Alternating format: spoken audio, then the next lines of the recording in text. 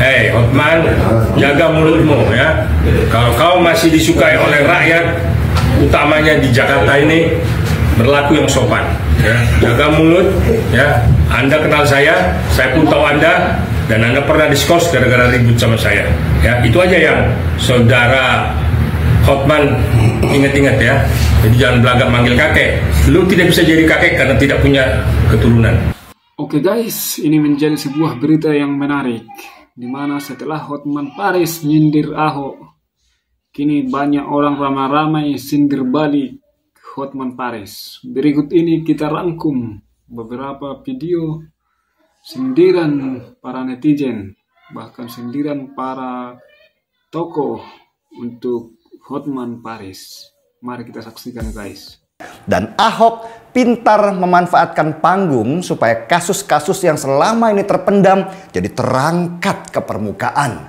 Dan akhirnya seluruh Indonesia jadi belajar bagaimana sesungguhnya bobroknya birokrasi kita, mulai dari eksekutif sampai legislatifnya. Pengawas dan pelaksana kerjanya ternyata selama ini pada main mata curi-curi uang negara. Ahok kali ini bersuara keras tentang bobroknya situasi di Pertamina.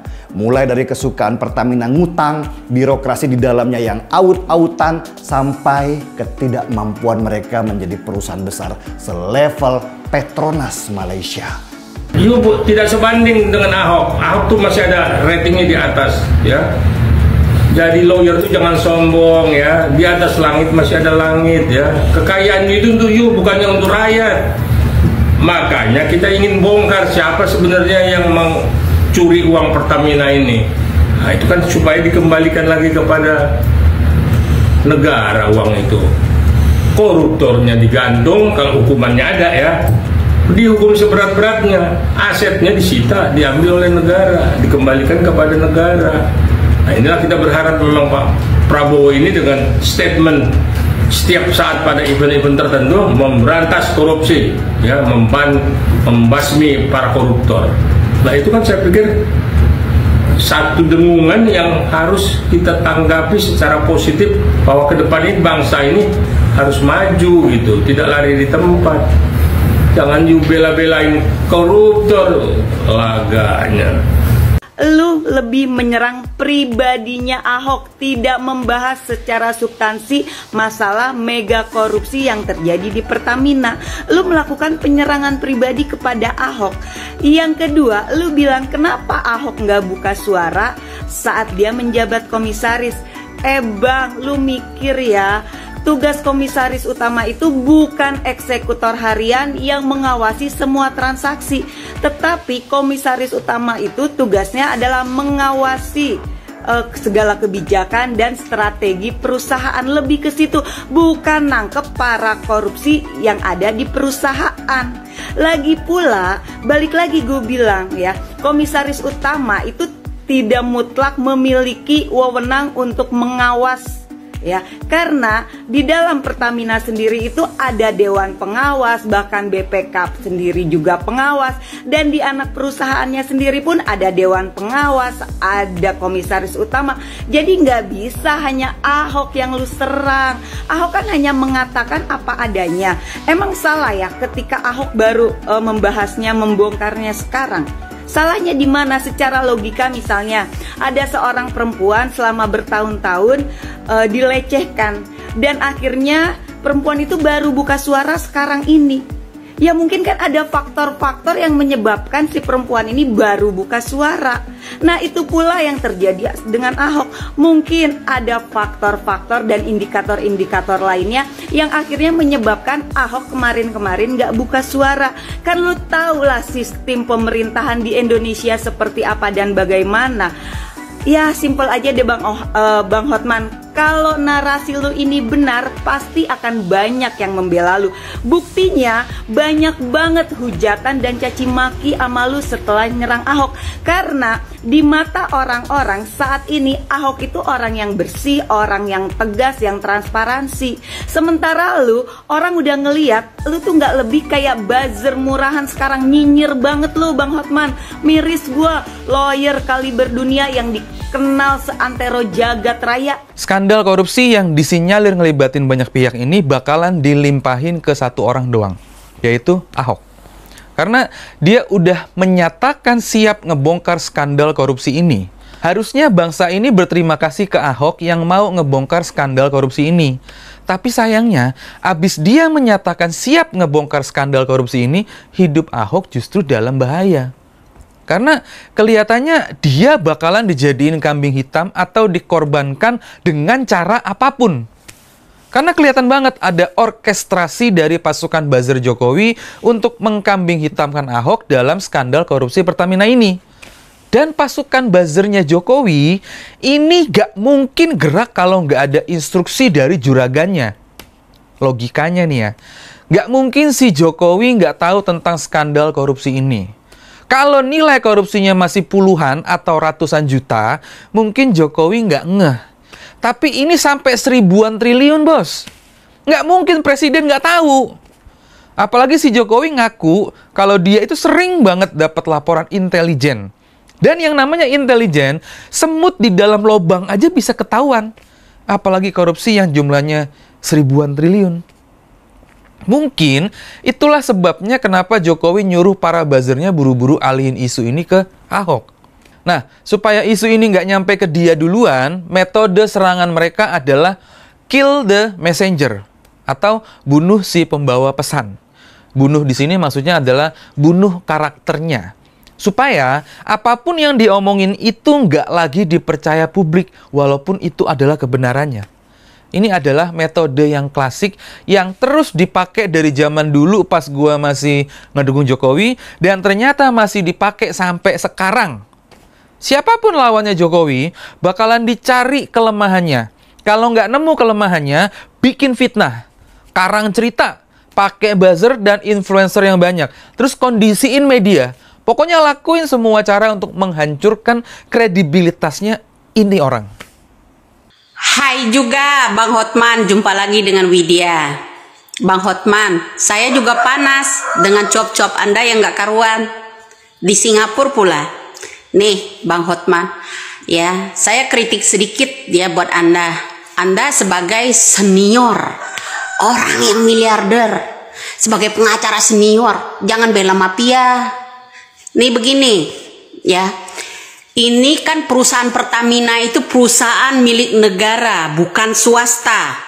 Ya, kalau bicara soal bla bla bla bla bla bla dan masalah yang namanya petrol pun, Bang, terlambat ngomong sekarang.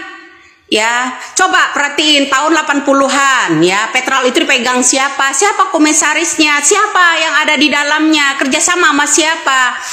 Dikelola sama anak-anak cendana, ya, terutama Tommy Soeharto dulu, ya. Dikelola bahan mentahnya, bahannya atau mentahnya dikirim, diimpor ke luar negeri, dikelolanya di sana, sementara rakyat kita kan antri bensinnya. Kan udah biasa yang seperti itu, Bang. Nah, intinya begini, Bang, apakah BTP bisa ya sebagai komisaris utama ya hanya beberapa tahun ya menjadi komisaris di situ membongkar ini? Nggak bisa, ini negara. Kalau Ahok brutal ya di situ langsung bla bla bla bla bla bla, langsung tuh ditebas sama presidennya. Ya kan? Ini kasarnya loh, kasarnya ya, ama yang di atas. Gitu. Apakah mereka ini dapat itu? Ya pastilah. Karena Ahok orangnya kan blak-blakan, orang yang ngomong, ya kan? Kalau ditebas, coba sindir-sindirlah Menteri BUMN-nya, seperti Erick Thohir misalnya. Jangan hanya Ahok aja lo labrak, betul apa enggak? Ya, jangan Ahok aja yang lo labrak. Ya, berapa tahun ini ya yang namanya Erick Thohir menjadi BUMN? Ya, mengelola keuangan yang negara BUMN ini ya, Pertamina lah, gas lah, apalah. Coba disenggol ya mafia-mafianya. Apakah Ahok bisa langsung ya to the point tebas? Itu nggak bisa. Kalau Ahok tebas langsung to the point ya Hotman ya, Bang Hotman ya. Kalau Ahok langsung tebas to the point begitu, pastilah orang-orang dalam itu banyak yang kena. terutama Menteri BUMN-nya pasti ada, ya kan? Nggak mungkin nggak, ya kan? Atas-atasnya itu pasti kena, ya kan? Segampang itu, negara Indonesia loh ini, bukan Amerika. Nah, lah sekarang gini aja kita perbandingannya ya. Orang yang kerja ya di sini ya, di negara kita ini ya, di negara kita ini melakukan kunjungan ya. Negara kita ini kalau nggak salah ada 94 KBRI, KJRI ya beberapa. Nah, mereka ini ditugaskan ya dengan ini ya, study tour, dengan urusan pekerjaan di luar negeri ya, urusan pekerjaan di luar negeri nih misalnya ya. Jadi di sana seharusnya 3 hari kerja loh di luar negeri, ke Amerika misalnya, nemuin komisaris siapa, dirut siapa di sana, ya kan, ada rapat lah, inilah pertemuan itulah, ya kan. Bang Hotman pasti tahu ya. 3 hari kerja, selebihnya jalan-jalan, uang negara semua di situ. Emang bisa rakyat negara kita ini tebas orang-orang yang seperti itu, berantas yang seperti itu? Begitu juga di Pertamina. Ya, salam waras saja. Jadi walaupun udah senior sebagai pengacara di negara kita ini ya, rakyat harus kritik juga. Kenapa Anda panas ya? Kalau Ahok menebas to the point masalah ini, soal-soal orang mafia yang ada di migas, terutama ada yang di Pertamina ya, udek-udek yang namanya dirut Pertamina yang oplos masalah ini, pasti ada yang kena. Nggak mungkin itu nggak ada di atas itu terima persenannya ya. Atau jangan-jangan Anda juga ada sahamnya di sana. Ya, maaf canda ya, jangan-jangan Anda juga ada ya. Kok ketakutan sama Ahok ya? Kok ketakutan sama Ahok?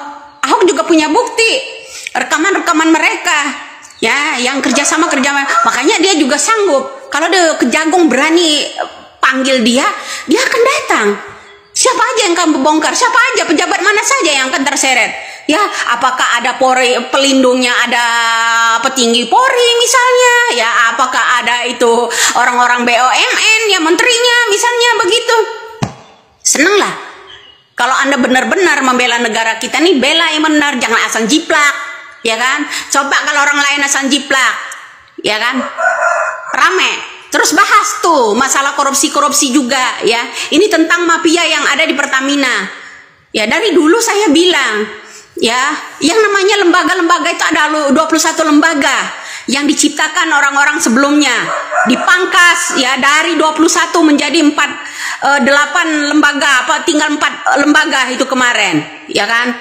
Nah, terutama orang-orang yang namanya Petral segala macam itu, karena dipangkas, pada ngamuk itu juga. Negara kita banyak yang dibom loh.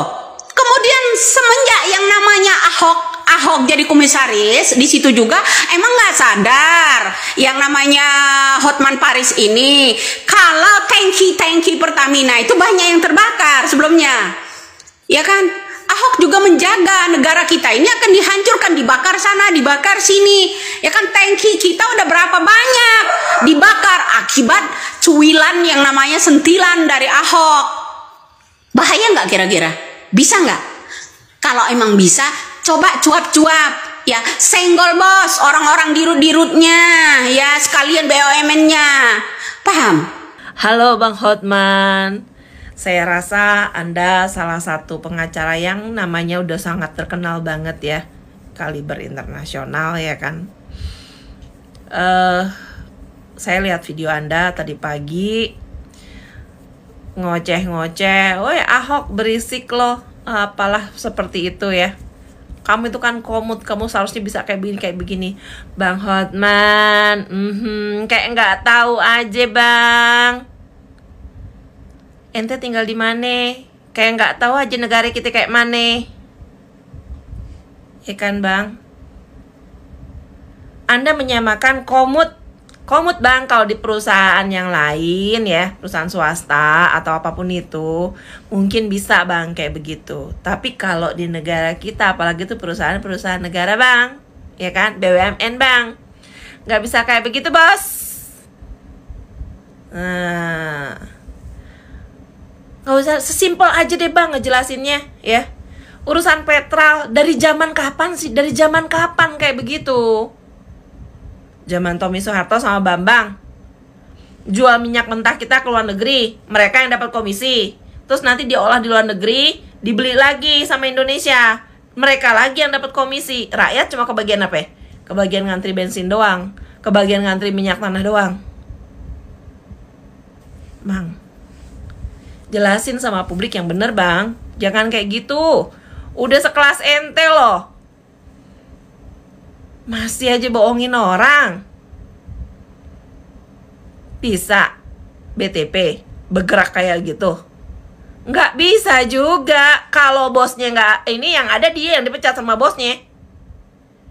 Kan gitu. Bos yang paling tinggi kan tahu itu.